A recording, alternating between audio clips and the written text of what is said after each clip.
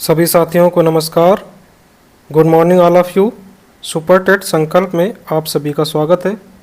साथियों, current affairs की class में आज 8 जुलाई है और आज 8 जुलाई से संबंधित जो भी अभी तक महत्वपूर्ण घटनाएं संबंधित हैं उनको हम आज कवर करते हैं। स्टार्ट करते हैं आज की क्लास। साथियों, स्टार्ट करने से पहले जो भी साथी नए जुड़े हुए हैं वो चैनल को सब्सक्राइब कर लें और लाइक कर लें। चलते हैं, बढ़ते हैं। आज की क्लास का पहला पॉइंट दिया गया है, अर्थव्यवस्था एवं उद्योग से संबंधित है। भारत का पहला ग्रीन फील्ड इंटीग्रेटेड रिफाइनरी और पेट्रोकेमिकल हब का उद्घाटन अभी किया गया है। स्थान कहाँ पर?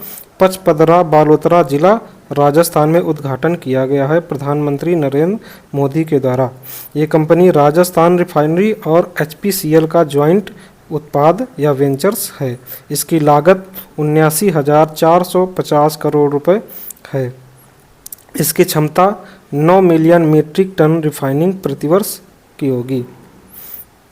ग्रीनफील्ड का अर्थ होता है नए सिरे से बनाया गया प्रोजेक्ट जिस पे पहले से कोई इंफ्रास्ट्रक्चर नहीं था। पेट्रोकेमिकल हब का अर्थ होता है क्रूड ऑयल से पेट्रोल के अलावा वैसलीन, प्लास्टिक जैसे अन्य उत्पाद बनाना। इसी के साथ इससे और क्या हो जाएगा, इस आसपास के जो भी एरिया में होगा वहाँ पर प्लास्टिक से संबंधित जो भी अन्य उत्पाद फैक्ट्रियाँ भी स्थापित, उद्योग स्थापित हो गए। आज की क्लास का दूसरा प्रश्न है, पहला made in India Exim shipping container का अनावरण केंद्रीय मंत्री सर्बानंद सोनोवाल द्वारा किया गया। कहाँ पर किया गया? Dadri, Uttar Pradesh. Maersk Concor inland container depot Dadri, Uttar Pradesh में इसका उद्घाटन किया गया। और उत्तर प्रदेश के लिए ये बहुत ही, उत्तर प्रदेश की परीक्षाओं के लिए इम्पोर्टेंट हो जाता है साथियों। इसका महत्व क्या है? आत्मनिर्भर भारत मेक इन इंडिया के तहत भारत को कंटेनर निर्माण का ग्लोबल हब बनाना इसका उद्देश्य हो जाएगा। ऑर्डर अभी AP मॉलर मार्क्स ने 1000 कंटेनर का ऑर्डर दिया है। अब साथियों देखा जाए, विश्व में सबसे ज़्यादा कंटेनर निर्माण में प्रथम स्थान पर चीन है। चीन का दबदबा है। लेकिन जिस हिसाब से AP मॉलर ने 1000 कंटेनर का ऑर्डर दिया हुआ है उस हिसाब से ये लग रहा है कि अब विश्व में भारत का भी दबदबा बन जाएगा। सरकारी scheme container manufacturing promotion scheme के तहत 10,000 करोड़ रुपए का बजट रखा गया है। इसका लक्ष्य वर्तमान में कंटेनर निर्माण को 10 गुना बढ़ाना है और 7 लाख TEU सालाना उत्पादन करना है। अगला पॉइंट है, रक्षा और सुरक्षा संबंधित है। Vijay road map future ready force का उद्घाटन लॉन्च किया गया है general Dhiraj Seth, chief of army staff CDF के द्वारा। और यह भी जनरल धीरज सेठ ने हाल ही में पदभार ग्रहण किया हुआ है। इसका उद्देश्य क्या है? भारतीय सेना का आधुनिकीकरण करना जमीन, साइबर, इलेक्ट्रॉनिक और इंफॉर्मेशन वॉरफेयर में। साथियों, जैसा कि पता है वर्तमान समय में युद्ध केवल गोला बारूद और टैंकों से ज़मीन पर नहीं लड़े जाते हैं। वर्तमान में युद्ध साइबर स्क्रीन पर लड़े जाते हैं। तो विजय का फुल फॉर्म है vigilance and readiness, innovation and transformation, jointness, आत्मनिर्भरता एंड योद्धा फर्स्ट। इसके साथ एक और सुमन रोड मैप आया था कुछ दिन पहले, ये हेल्थ से संबंधित था।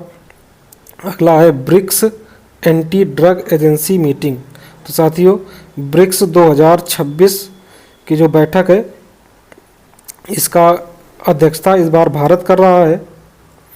ब्रिक्स 2026 की अध्यक्षता भारत कर रहा है। उसी के तहत इसमें कई प्रकार की बैठकें होती है, जैसे एग्रीकल्चर की बैठक इंदौर में हुई, एनर्जी सेक्टर की बैठक गुरुग्राम में हुई, NSA लेवल की बैठक नई दिल्ली में हुई। उसी के तहत एंटी ड्रग एजेंसी की बैठक गुवाहाटी, असम में आयोजित की गई। आयोजनकर्ता कौन रहा? गृह मंत्रालय और NCB ने इसका आयोजन किया। कारण क्या है? इस समय भारत गोल्डन क्रीसेंट और गोल्डन ट्रायंगल के बीच में फंसा हुआ है। इसका अर्थ होता है कि ड्रग तस्करी का खतरा बहुत ज़्यादा बढ़ जाता है। अब देखा जाए कि ब्रिक्स में कितने देश हैं? तो ब्रिक्स में 11 देश शामिल है।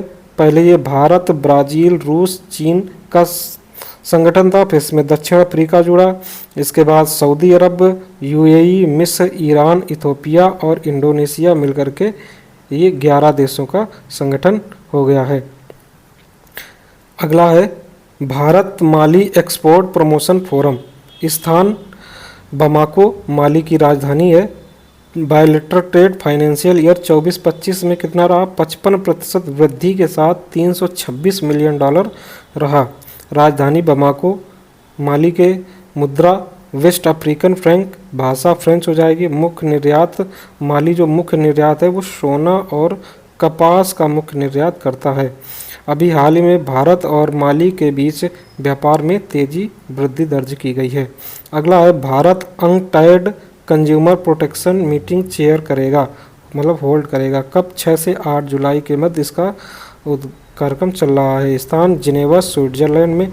Body UNCTAD United Nation Conference on Trade and Development से संबंधित है। यह इसका मुख्यालय जिनेवा में है। इसकी स्थापना 1964 में हुई थी। इसका महत्व क्या है? डिजिटल गवर्नेंस और कंज्यूमर प्रोटेक्शन में भारत की लीडरशिप। अनटाइड यह संयुक्त राष्ट्र की एक महत्वपूर्ण एजेंसी है जो व्यापार और विकास को बढ़ावा देती है। अगला साथियों बहुत ही इंपॉर्टेंट हो जाता है ICC women's T20 world cup 2026 और ये वर्ल्ड कप आप देख सकते हैं इसका विजेता ऑस्ट्रेलिया रहा। ऑस्ट्रेलिया ने इंग्लैंड को 7 विकेट से हराया। स्थान लॉर्ड्स लंदन में इसका आयोजन किया गया। रिकॉर्ड ऑस्ट्रेलिया का ये 7वां T20 खिताब है।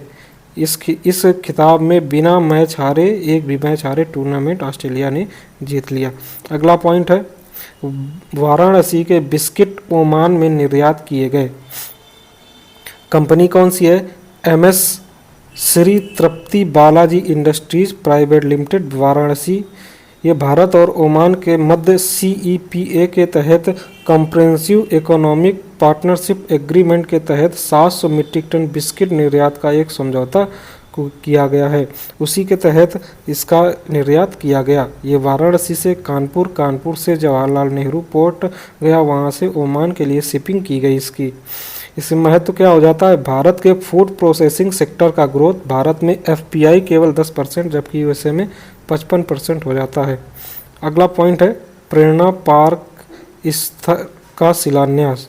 तो साथियों इसका शिलान्यास उद्घाटन CM योगी द्वारा किया गया है। कहाँ पर? यमुना किनारा प्रयागराज में किया गया है। इसमें किसकी मूर्तियाँ? अटल बिहारी वाजपेयी, डॉक्टर श्यामा प्रसाद मुखर्जी, अशोक सिंघल जैसे महान राष्ट्र निर्माताओं के योगदान की विभूतियों को स्मृति में इसका निर्माण समर्पित होगा। साथियों अगर आपको कंटेंट अच्छा लग रहा है तो लाइक करते हुए, जो चैनल पर नए हैं तो चैनल को सब्सक्राइब करें। अब उत्तर प्रदेश से संबंधित कुछ करंट पॉइंट्स देखेंगे हम जो बहुत ही इम्पोर्टेंट हो जाते हैं।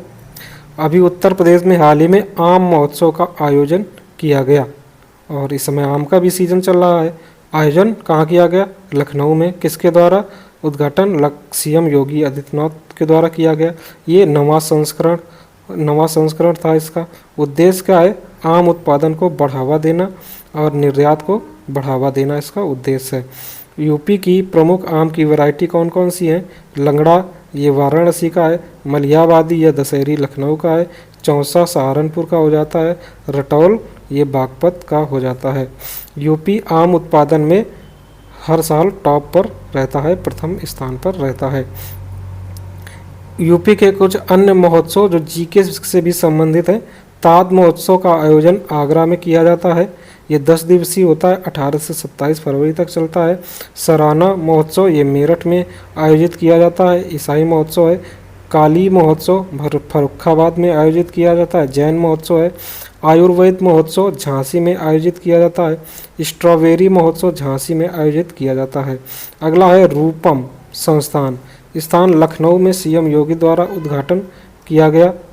पूरा नाम राम मनोहर लोहिया प्रशासन एवं प्रबंधन प्रशिक्षण संस्थान। उद्देश्य क्या इसका? प्रशासनिक अधिकारियों को प्रशिक्षित करना इसका उद्देश्य हो जाता है। इसी के तहत उत्तर प्रदेश की कुछ अन्य पिछले अपडेट्स हैं जिनको याद करना बहुत ही इम्पोर्टेंट हो जाता है। राजभवन का नाम बदलकर जन भवन किया गया। यूपी स्थापना दिवस 24 जनवरी 2026 के मुख्य अतिथि अमित शाह थे।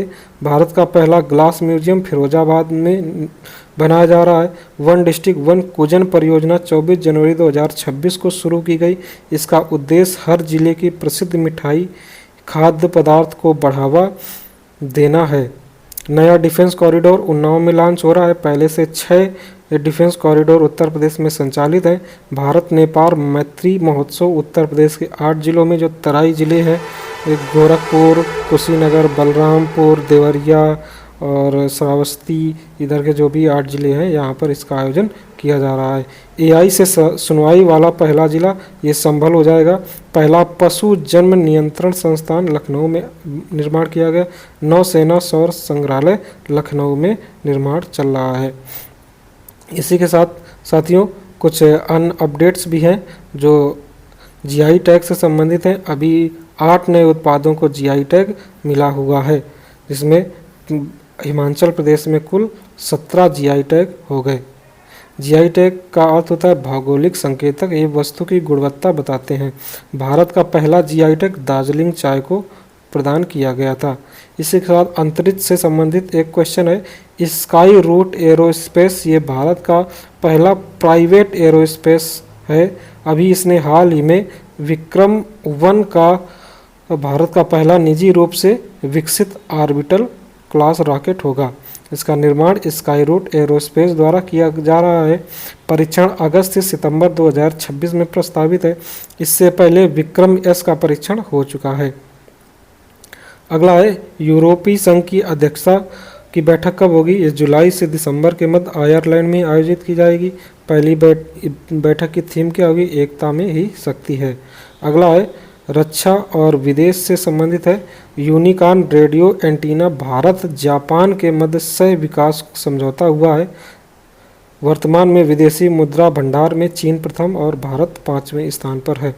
पिछले प्रश्नों का कुछ रिवीजन है। ये हाल ही में डीजी रोवर भूमिगत अभियान शुरुआत सहारनपुर में योगी द्वारा किया गया।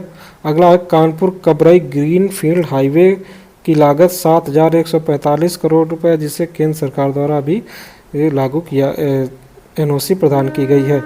अगला है हैम्बर्ग सस्टेनेबिलिटी सम्मेलन, भारत की रैंक उसमें 94 है। और साथियों आज की क्लास यहीं पर समाप्त होती है।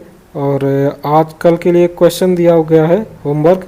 उत्तर प्रदेश और भारत में कुल कितनी बायोडाइवर्सिटी हेरिटेज साइट्स हैं? आप इसका उत्तर कमेंट सेक्शन में बताइएगा। आज की मोटिवेशनल पॉइंट है, जीवन में कभी निराश मत होना। कमज़ोर आपका वक्त हो सकता है लेकिन आप नहीं। मेहनत करते रहिए, संघर्ष को प्राप्त करिए। साथियों मिलते हैं कल करंट अफेयर्स की क्लास में। साथियों अब प्रतिदिन आपको करंट अफेयर्स की क्लास उपलब्ध होगी। तो मिलते हैं साथियों कल करंट अफेयर्स की क्लास। तब तक आप पढ़ते रहिए, अन्य सब्जेक्ट भी अपने तैयार करते रहिए। उत्तर प्रदेश शिक्षक भर्ती के लिए बहुत ही इम्पोर्टेंट क्लास हो जाती है। सभी साथियों को नमस्कार।